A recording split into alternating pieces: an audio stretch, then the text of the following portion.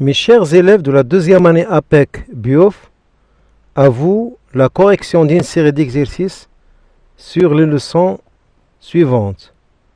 La leçon 1, les sources lumineuses et les récepteurs. La deuxième leçon, dispersion de la lumière blanche et les couleurs.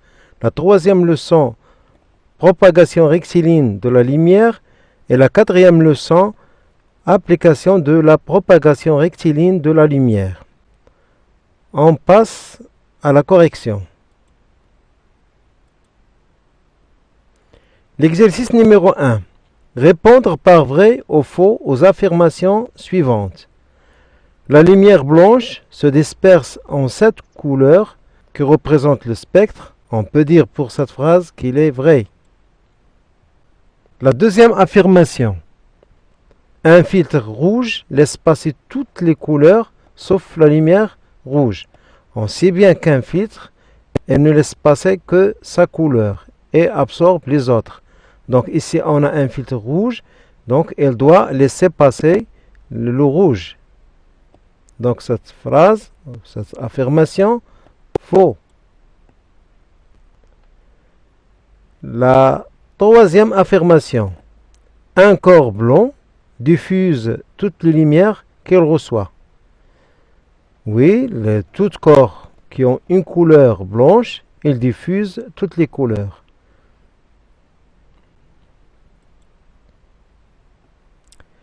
La lumière monochromatique se disperse lorsqu'elle traverse un prisme.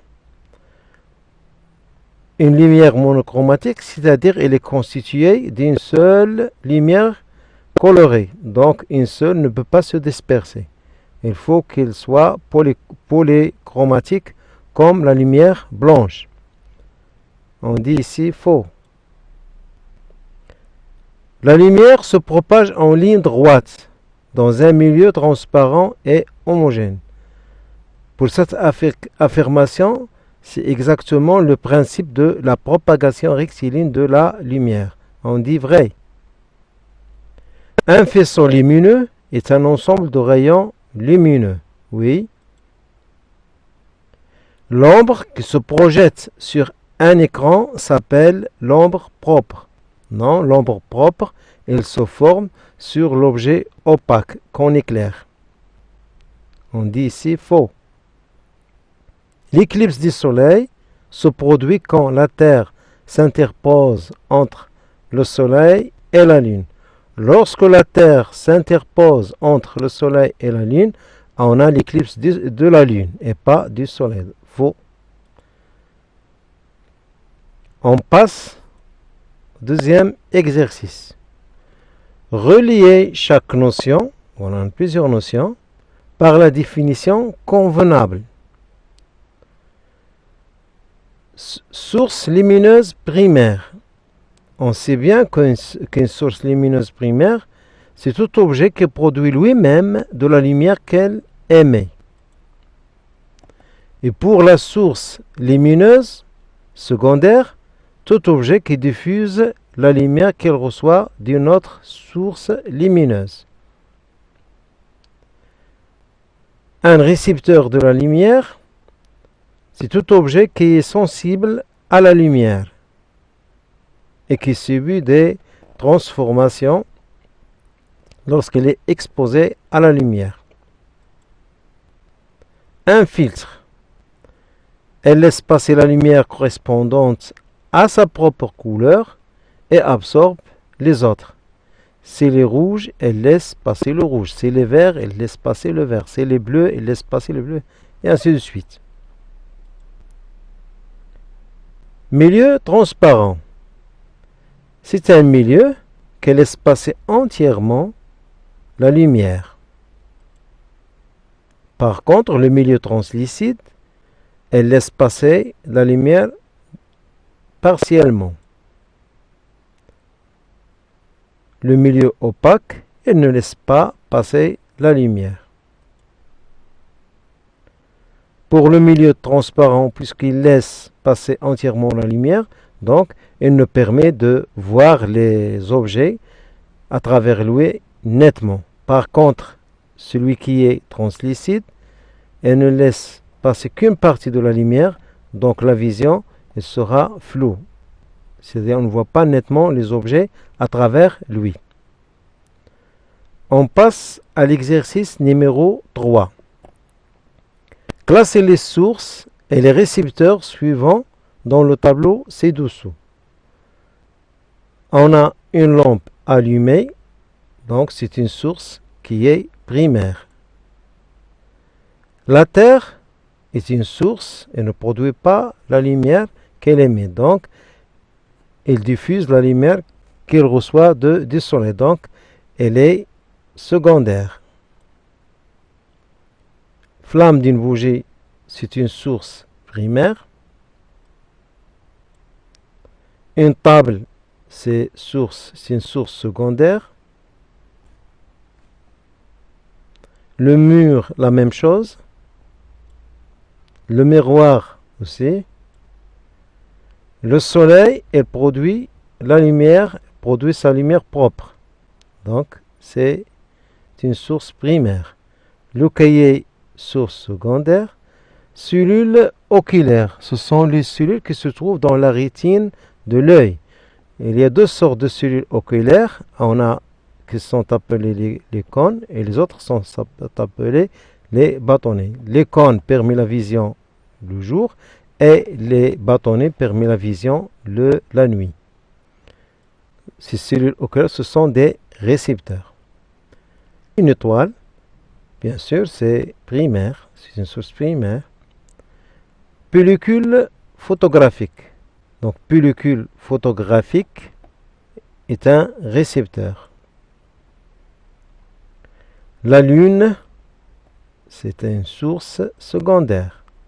Le tableau aussi. Et le chlorure d'argent, elle est sensible à la lumière, donc c'est un récepteur. L'exercice numéro 4. On réalise l'expérience séquente. Donnez les noms des éléments 1, 2, 3 et 4. 1, c'est une source lumineuse. Et on peut dire lumineuse primaire. Source lumineuse aussi est acceptable. Pour 2, c'est un prisme. 3, c'est un écran. Et 4, c'est un spectre. Quelles sont les 7 couleurs présentes dans la figure? Les 7 couleurs sont rouge, orange, jaune, verte, bleu, indigo, violette. Donnez le nom de ce phénomène.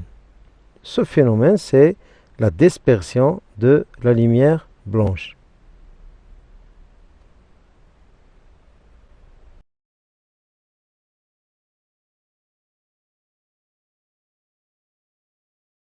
On éclaire des objets de couleurs différentes avec des lumières différentes. Voilà, on a des objets. Voilà, on a un objet qui est rouge, un autre qui a une couleur verte, l'autre bleu et le quatrième c'est blanche. Et les lumières, on a blanche, rouge, bleu et verte. On va compléter le tableau. Si la lumière est blanche, on voit la couleur propre de l'objet. Par exemple, ici on a rouge, on va le voir rouge. Et si la couleur de cet objet sera verte, ici on a bleu, ici on a blanche. Parce que la lumière blanche, elle est constituée de plusieurs couleurs, et lorsque la lumière blanche atteint le corps qui est rouge, elle va absorber toutes les couleurs, sauf la couleur rouge. Et la même chose pour l'objet qui a une couleur verte, elle absorbe toutes les couleurs sauf la couleur verte, et ainsi de suite. Si on essaie d'éclairer cet objet par une lumière qui est rouge, donc le rouge ne peut pas absorber sa lumière, donc c'est rouge. Par contre, l'objet qui a une couleur verte, il va absorber le rouge, donc on va le voir noir. La même chose pour le bleu. Et pour un objet qui a une couleur blanche, elle diffuse toutes les couleurs. Donc, elle va diffuser la couleur rouge. pour la lumière bleue. Le rouge va l'absorber, donc c'est noir. Qui a une couleur verte va l'absorber aussi, donc c'est noir. Mais l'objet qui a une couleur bleue, elle va diffuser cette couleur, donc c'est bleu. Et pour blanche, bien sûr pour l'objet qui a une couleur blanche, donc c'est, on va le voir bleu. Pour la dernière lumière qui est verte, elle est absorbée par le rouge, donc c'est noir. Elle est diffusée par qui a une couleur verte, donc c'est verte, la couleur c'est verte. Et pour le bleu, ça va donner noir. Et pour blanche, c'est verte. Comment peut-on voir le drapeau du Maroc? Voilà le drapeau du Maroc. On a le rouge et on a cette étoile qui est en vert. En l'éclairant par une lumière bleue. En justifiant la réponse. On sait bien que le rouge et le vert, lorsqu'ils sont éclairés par le bleu, ils vont donner noir, noir. Donc, on va le voir noir. On peut voir ce drapeau en noir car ces deux couleurs propres, qui sont le rouge et le vert, absorbent la lumière bleue. On passe à l'exercice numéro 6. Classez les milieux suivants dans le tableau ci-dessous. On a plusieurs milieux. Pour le vide, bien sûr, c'est un milieu qui est transparent. Et le milieu transparent, c'est celui qui laisse passer totalement la lumière et laisse passer et permet de voir les objets nettement. On a le vide. Le bois ne laisse pas passer la lumière. Donc c'est un milieu qui est opaque. Le verre lisse, c'est un milieu transparent. Voilà le verre lisse. Il permet de voir nettement les objets à travers lui. Pour le verre rigoureux, il ne permet pas de voir nettement les objets. Donc c'est un milieu qui est translucide. Miroir, bien sûr, c'est opaque. L'air, c'est transparent. Le livre, c'est opaque. Papier calque, c'est translucide. Voilà, papier calque permet de voir une vision qui est floue. Le fer, bien sûr, c'est opaque. On passe à l'exercice numéro 7. Donne le principe de la propagation rectiligne de la lumière. On a déjà vu ce principe. Donc, dans un milieu homogène et transparent, la lumière se propage rectilinément, c'est-à-dire en ligne droite. Deuxièmement, représenter un rayon lumineux qui explique ce principe. Puisque la lumière, c'est un ensemble de rayons lumineux, donc pour un rayon, il doit être une ligne droite et elle fait départ d'une source. Donc on va dessiner un trait fléché et cette flèche montre le sens de la propagation de la lumière. Complétez la représentation de chacune des faisceaux suivants. On a ce faisceau, il est convergent, donc la source sera à gauche. Pour le faisceau divergent, la source sera à droite. Et pour ce faisceau qui est pareil, puisqu'on a la source qui est à droite, donc les flèches vont de la droite vers la gauche. Pour l'exercice numéro 8, on considère le schéma suivant. On est devant une chambre noire et on met un objet qui est lumineux devant cette chambre. Cette chambre noire, on a la face du devant, on a un trou qui s'appelle le sténopée et pour la face opposée, il joue le rôle d'un écran. Construire l'image A'P' donnée par cette chambre. c'est grâce au principe de la propagation rectiligne de la lumière qu'on peut construire cette image.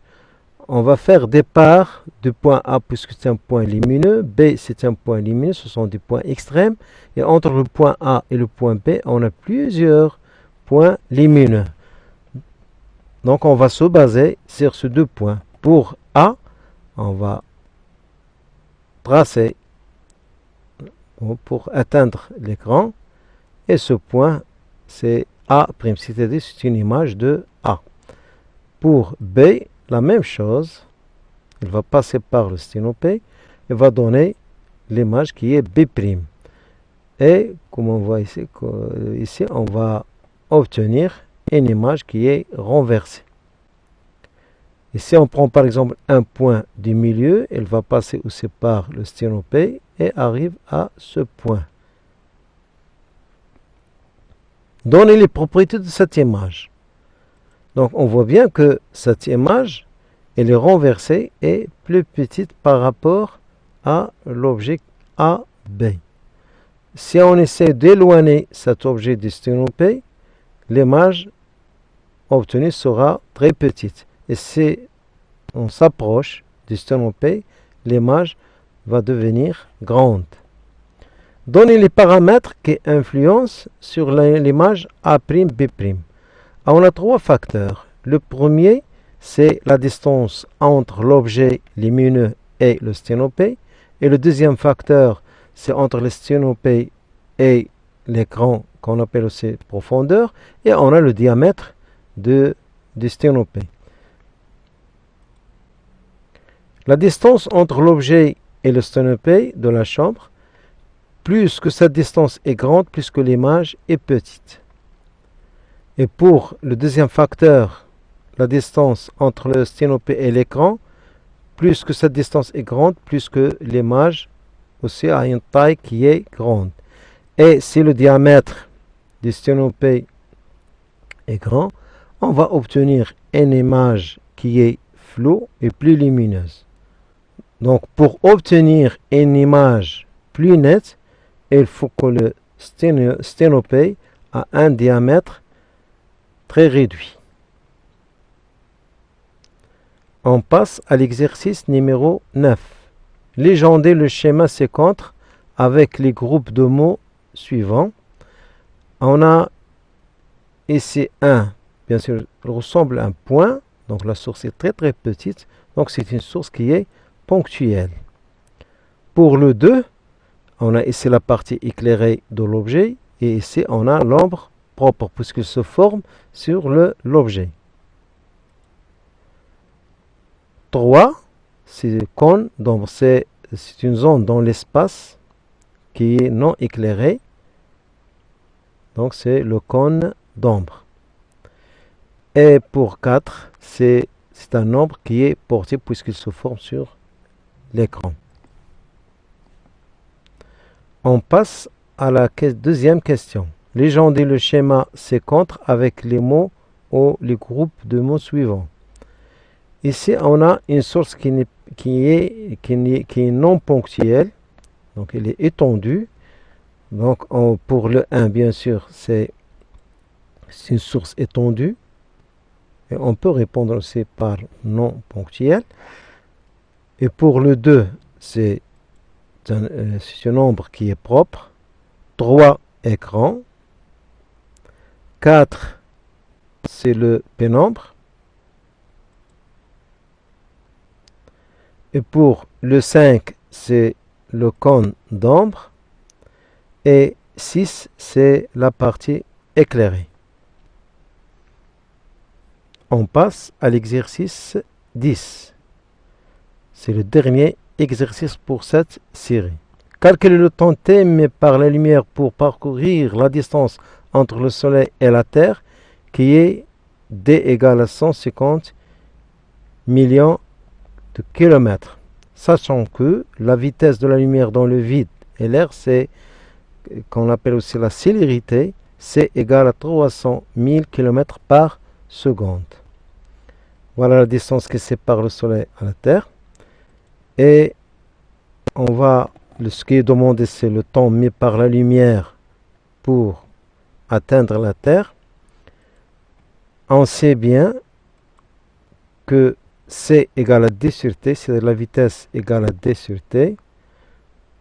Ce qui est demandé ici, c'est t, donc t égale d sur c. Application numérique. On va remplacer d par sa valeur et t aussi par sa valeur. Si on simplifie kilomètre par kilomètre, le seconde va monter en haut. Et on a 10 à la puissance 8 sur 10 à la puissance 5. 10 à la puissance 8 sur 10 à la puissance 5, ça va donner 10 à la puissance 3. Donc 1,5 qui multiplie 10 à la puissance 3 sur 3. Si on a 1500 qui divise 3, ça va donner 500 secondes. On peut la convertir en minutes. Elle va donner 8 minutes 20 secondes. Et à bientôt.